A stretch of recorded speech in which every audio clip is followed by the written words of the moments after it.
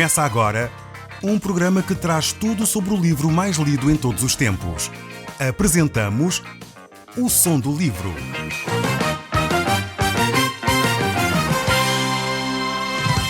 Seja muito bem-vindo. Neste podcast vai encontrar o livro mais conhecido e lido em todo o mundo. Vamos levá-lo numa viagem pela história da humanidade. Este é um audiolivro para si, para a sua família e sociedade em geral. Contextualização e comentários de Paulo Chaveiro. Eu sou Paulo Chaveiro e nós hoje vamos voltar à epístola que João escreveu. Nós estamos no capítulo 2 desta primeira epístola de João e eu gostaria de começar desde logo a olhar para o verso 27 deste mesmo texto bíblico. Diz assim a palavra do nosso Deus: Quanto a vós, outros, a unção que dele recebeste permanece em vós, e não tendes necessidade de que alguém vos ensine, mas como a sua unção vos ensina a respeito de todas as coisas, e é verdadeira, e não é falsa, permanecei nele, como também ela vos ensinou. Aqui o apóstolo João refere-se aqui à vida de cada um de nós como cristãos.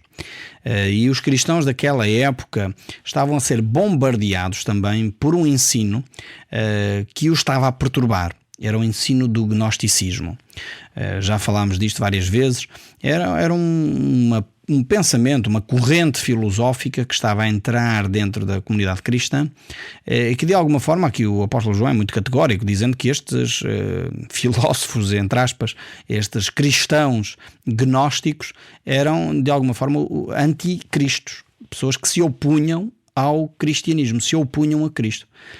Muitas vezes a palavra de Deus é categórica, é forte quanto a estas dissimulações que eram introduzidas dentro da igreja cristã para afastar as pessoas daquilo que é o central da vida cristã. E hoje em dia, infelizmente, temos muitas distrações também, como tinham os cristãos daquela época. Havia falsos mestres gnósticos que chegavam a aparecer muitas vezes, enfim, com palavras interessantes, eram pessoas bem falantes, como se costuma dizer, mas na realidade desviavam a sua atenção de Cristo. E isso era perigoso para a vida cristã, era perigoso para os cristãos, e isso claramente João, Paulo e outros autores sagrados identificam isso como investidas de Satanás para destruir a palavra de Deus, destruir a verdade de Deus. Estes gnósticos, como já é do nosso conhecimento, eles primavam pela sabedoria, queriam ter muita sabedoria, queriam desenvolver muito o pensamento. Eles chegavam ao ponto de dizer que isso era de facto o mais importante, e vejam bem como é um discurso semelhante ao cristianismo, porque a palavra de Deus nos mostra claramente que a vida eterna é que conheçamos o Pai e conheçamos o Filho. Mas o gnosticismo, o que é que eles introduziam aqui? Eles introduziam alguns dados extremamente perniciosos, alguns dados perigosos. O primeiro é que eles diminuíam a pessoa de Jesus. Diziam, não, Jesus não é bem Deus feito carne. Jesus foi um homem bom que evoluiu muito no seu conhecimento e por isso tornou-se um aion, tornou-se um Deus. Percebe aqui a dissimulação deste ensino. Ou seja, eles diziam, não, Jesus é bom, Jesus não é mau, Jesus é bom. Só que ele não é bem Deus. Provavelmente hoje temos confissões religiosas que têm este mesmo tipo de discurso. Um discurso perigoso que é contrário às Escrituras, por isso temos que olhar para as Escrituras. Outra coisa que estes gnósticos faziam, eles utilizavam uma linguagem retórica, eram pessoas muito dedicadas à pesquisa, pessoas muito dedicadas ao conhecimento. Portanto, não eram pessoas que estavam longe do conhecimento. Não, eles conheciam, só que de facto não tinham conhecimento de Deus.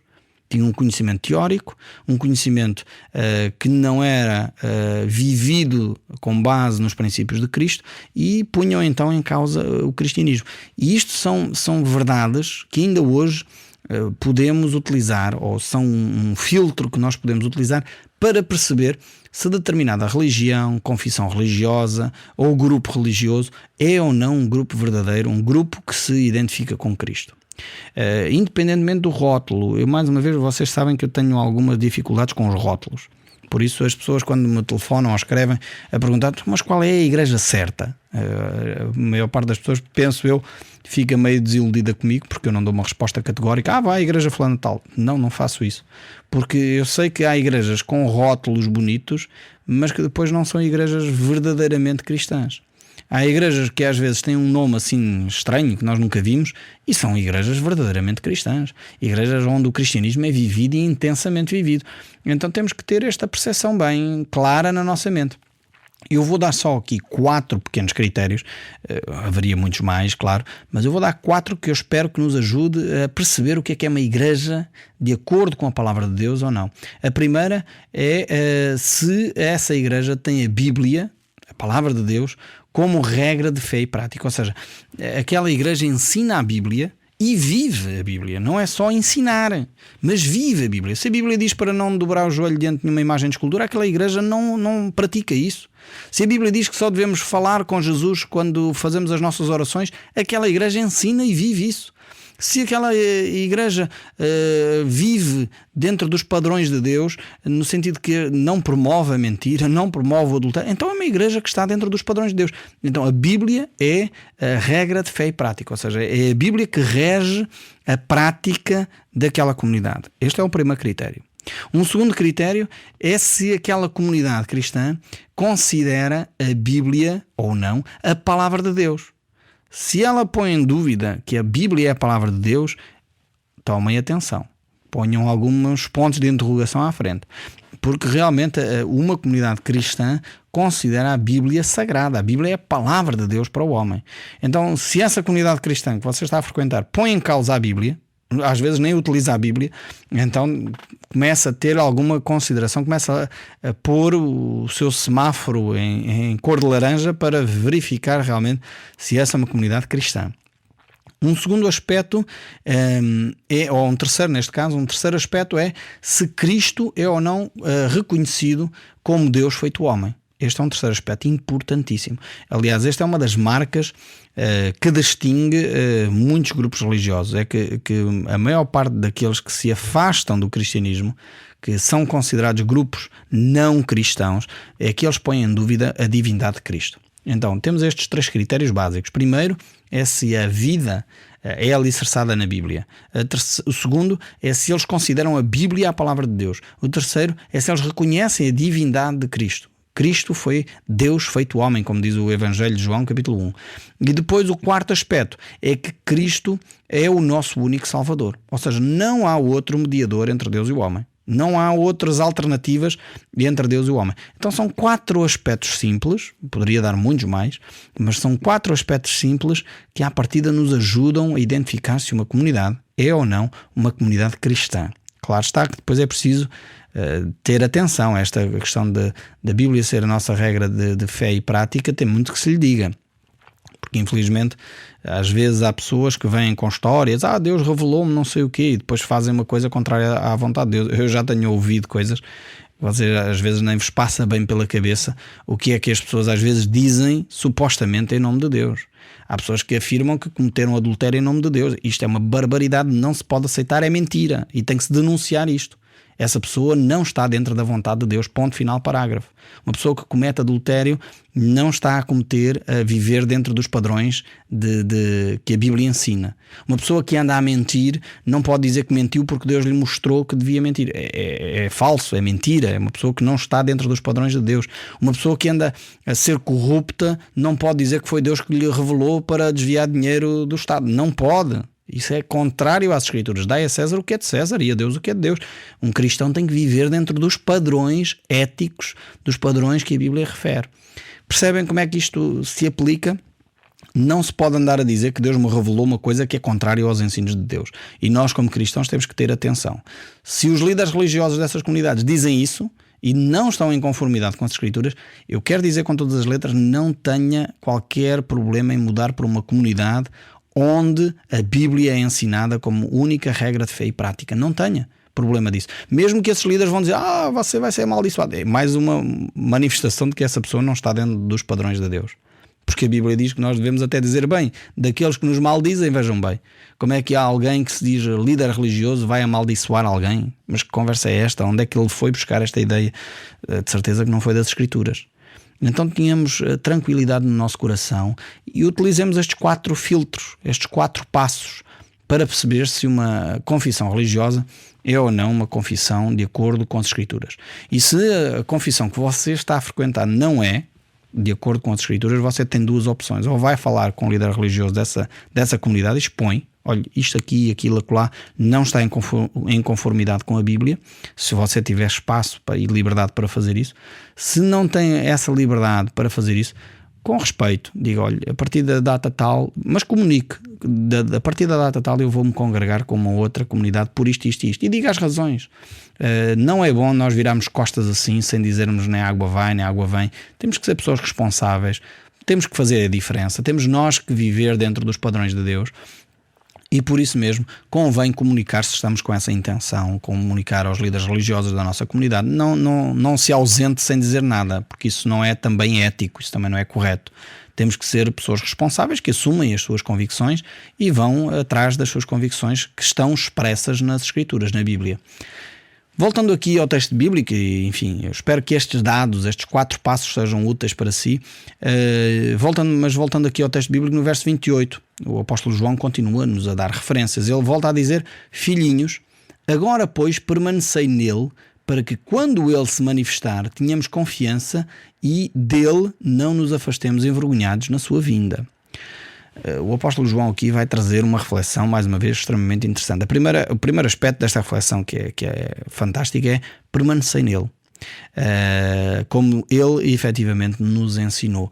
Temos que viver dentro de uma relação pessoal e íntima com Deus. Permanecer em Cristo é uma expressão muito utilizada pelo apóstolo João no Evangelho, essencialmente no capítulo 15 do Evangelho de João. Tem esta ligação, e Jesus até usa ali no capítulo 15 uma imagem lindíssima que é a vinha, e utiliza a ideia de varas que são enxertadas numa vinha. E utiliza esta ideia: uma vara que não estiver ligada à videira, ela não produz fruto isolada, sozinha, desligada. Não, tem que estar ligada à videira. E esta ideia de permanecer em Cristo tem esta imagem que Jesus nos ensinou de uma forma lindíssima, com esta imagem da videira. E nós, povo bem português, bem sabemos utilizar esta imagem da videira, porque o nosso país tem imensas videiras, e percebemos um pouco desta linguagem de Jesus. Significa que aquela vara, se não estiver bem ligada, não for bem junta com a videira, ela não vai produzir fruto nenhum. Então a mesma coisa acontece connosco se nós não tivermos intimidade com Deus, se não estivermos ligados a Cristo, se não percebermos como é que Ele interage connosco através do seu Espírito Santo que Ele enviou. E aqui, mais uma vez, se envolve as 3 pessoas da Trindade, o Pai, Filho e Espírito Santo. É por isso que nós cristãos realmente acreditamos num só Deus que se manifesta, que é vivido, que é trazido até nós em Pai, Filho e Espírito Santo. Então realmente precisamos de entender estas verdades espirituais para podermos entender como nos podemos manter ligados a Deus, a viver esta experiência única de estar ligados a Ele. Por isso é que João nos diz: filhinhos, agora pois permanecei neles, para que quando Ele se manifestar tenhamos confiança e dele não nos afastemos envergonhados na sua vinda. O texto bíblico nos mostra que o próprio Jesus nos ensina que se nós nos envergonharmos dele, no dia da sua vinda, ele se vai envergonhar de nós. É o próprio Jesus que diz isso, quando ele diz: aquele que se envergonhar de mim diante dos homens, eu também me envergonharei dele diante do meu Pai que está nos céus, quando voltar com os santos anjos. É por isso que, se às vezes sentimos vergonha no nosso íntimo, tratemos rapidamente disso. Falemos com Deus. Não há pecado nenhum que Deus não perdoe, e este também Deus perdoa, como é óbvio. Mas precisamos ser cristãos ousados, precisamos ser pessoas que interagem com os outros. Não podemos ficar encostados a ver as situações ocorrerem sem tomar uma posição. É por isso que é importante um cristão ser um cristão ativo. E um cristão ativo porquê? Porque se nós temos tido o privilégio de experimentar tranquilidade no nosso coração, o amor de Deus em nós, se nós temos o privilégio de experimentar a paz de Deus que excede em todo o entendimento e vemos pessoas angustiadas e não partilhamos isto é um crime que nós estamos a cometer. Então nós temos que ter esta coragem de chegar perto das pessoas que estão carenciadas, pessoas que estão a viver angustiadas e dizer: Cristo é a solução, eu experimentei isso na minha vida e por isso estou a partilhar contigo. É uma coisa que tu fazes o que tu quiseres. Se quiseres aceitar aquilo que eu te estou a dizer, podes experimentar a mesma paz que eu experimento, mas comigo tem acontecido exatamente isso. É por isso que Jesus nos desafia aqui a não nos envergonharmos. Jesus não teve vergonha de si nem de mim quando ele foi à cruz. E ele foi vexado, ele foi envergonhado. Ele não tinha necessidade absolutamente nenhuma de passar aquilo. Mas ele realmente assumiu por si e por mim a vergonha da cruz. Ele subiu àquele calvário, deixou-se crucificar, deixou-se envergonhar, cuspiram nele, maltrataram para que nós pudéssemos ter vida e vida em abundância. E às vezes nós temos vergonha de Jesus Cristo porque, enfim, talvez vão gozar comigo no trabalho, agora só falas de Cristo, vão se calhar gozar comigo na escola, os meus vizinhos já não vão olhar para mim da mesma maneira. Realmente às vezes nós somos bastante mesquinhos, eu falo por mim, às vezes nós começamos a deixar que estes pensamentos dominem a nossa cabeça. As pessoas estão desesperadas por ser de Jesus. E quando elas virem em nós a paz de espírito que nós temos, a serenidade que nós temos a enfrentar as situações, elas vão querer saber o porquê que nós vivemos desta maneira. E aí é uma oportunidade tremenda para falarmos do nosso Senhor Jesus Cristo. Então não nos envergonhemos da pessoa de Jesus. Temos que estar prontos para esse dia. E estar prontos para esse dia de encontrar-nos com o nosso Mestre tem a ver com nós não nos envergonharmos dele. E Jesus contou uma parábola interessante também, quando ele estava entre nós, daquelas 10 virgens que de alguma forma se preparavam para a sua vinda. Isso nós encontramos lá no Evangelho de São Mateus, capítulo 25. E 5 delas estavam prontas, as outras 5 não estavam. Não se prepararam convenientemente para esse encontro. E de alguma forma ficaram envergonhadas porque não estavam prontas para o dia do Senhor, não estavam prontas para a festa que o noivo tinha preparado. Então estejamos cada um de nós preparados para esse momento e não nos deixemos surpreender por qualquer situação que nos possa colocar numa posição que não seja digna do nome de Cristo em nós. O verso 29 aqui do capítulo 2 prossegue a dizer: se sabeis que Ele é justo, reconhecei também todo aquele que pratica a justiça é nascido dele. Vemos aqui mais uma vez a importância de duas coisas. A primeira, de saber quem Deus é. É fundamental nós percebermos quem Deus é. Eu creio que muitas das nossas dificuldades em aceitar a bondade de Deus para connosco é porque nós não conhecemos Deus. Muitas vezes foi-nos passado um Deus tirano. Às vezes ficamos com a ideia de que Deus é um Deus injusto, um Deus mau, um Deus terrível, um Deus que está pronto para castigar, mas nunca para abençoar. Mas este não é o Deus da Bíblia. Mas às vezes é este Deus que nós temos como concepção na nossa mente. Eu quero dizer uma ou duas coisinhas sobre isto.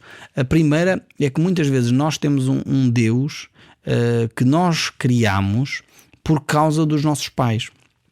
Não estou a querer responsabilizar os nossos pais por isso.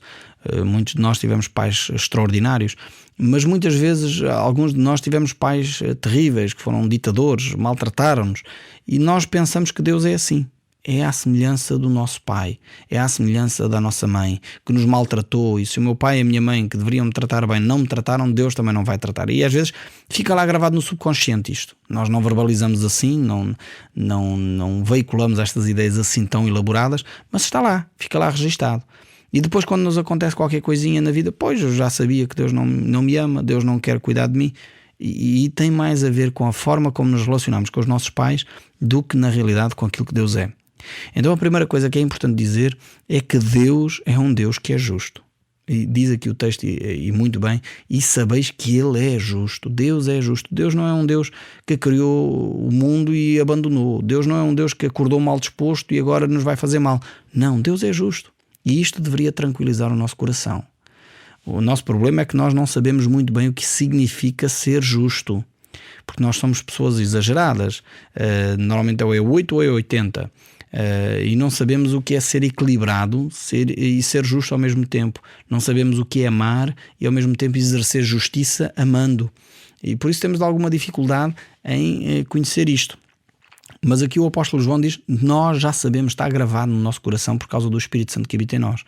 Agora, ao mesmo tempo que percebemos que Deus é justo, isso deveria tranquilizar o nosso coração. A mim tranquiliza-me o coração perceber que Deus é justo. Deus não vai cometer erros na sua avaliação. E ao mesmo tempo percebo que Deus, sendo justo, já colocou sobre Cristo o castigo que ele merecia. E ele vai exercer a sua justiça em Cristo. Por isso é que precisamos tão desesperadamente de Jesus. Porque realmente Jesus é aquele que nos vai dar acesso com confiança ao Pai. E ao mesmo tempo ele aqui levanta um outro aspecto, que é: se Deus é justo, também devemos reconhecer todo aquele que pratica a justiça. Esse é nascido de Deus. Ou seja, os filhos de Deus deveriam ser os primeiros a viver em justiça. Deveriam ser os primeiros a procurar isenção, a não ser partidários, como diz o apóstolo Paulo numa das cartas, a não vivermos com partidarismos, a tomar decisões porque eu sou desta facção ou sou daquela, ou tenho simpatia para este ou para aquele. Não, a justiça não é por simpatias. A justiça é porque é. Quer dizer, e tem que acontecer assim, é assim que está estabelecido, é assim para todos. E não há ninguém acima da justiça. E o Filho de Deus deveria ser o primeiro a desafiar e a viver dentro deste padrão de justiça. Deveria ser o primeiro a defender, de facto, a justiça para todos. E este é um traço daqueles que são filhos de Deus. E Deus desafia-nos frequentemente a caminhar dentro desses padrões. Não é que cada um de nós pode fazer o que quer, não, de forma alguma. Devemos viver dentro dos padrões. Mas quando falhamos, nós temos um recurso. E o recurso é a confissão do nosso pecado. Nós não somos infalíveis, nós falhamos muitas vezes e por isso temos que voltar aqui à primeira epístola de João, capítulo 1, o verso 7 a 9, onde diz: se porém andarmos na luz, como ele na luz está, temos comunhão uns com os outros e o sangue de Jesus Cristo nos purifica de todo o pecado. Se confessarmos o nosso pecado, ele, diz o texto bíblico, ele é fiel e justo para nos perdoar os pecados e purificar de toda a injustiça. Mesmo quando falhamos, temos a perspectiva, temos a hipótese de voltar e ser restaurados por Deus. Porque todos nós cometemos erros. Mesmo na nossa justiça, mesmo no nosso juízo, muitas vezes falhamos. E temos de perceber que se erramos, podemos voltar a Deus, pedir perdão e ter a humildade de, se calhar, pedir perdão à pessoa que ofendemos também. E dessa forma restauramos os relacionamentos, dessa forma vivenciamos um cristianismo que é vivido. A diferença entre o cristão e os outros é que pelo menos o cristão deveria ter a humildade de reconhecer os seus pecados, as suas limitações e pedir perdão a quem ofendeu e pedir perdão a Deus. Esta é a grande diferença entre o cristão e os outros. É que o cristão está consciente que precisa de Cristo para viver. O Som do Livro, uma produção da Rádio Transmundial de Portugal.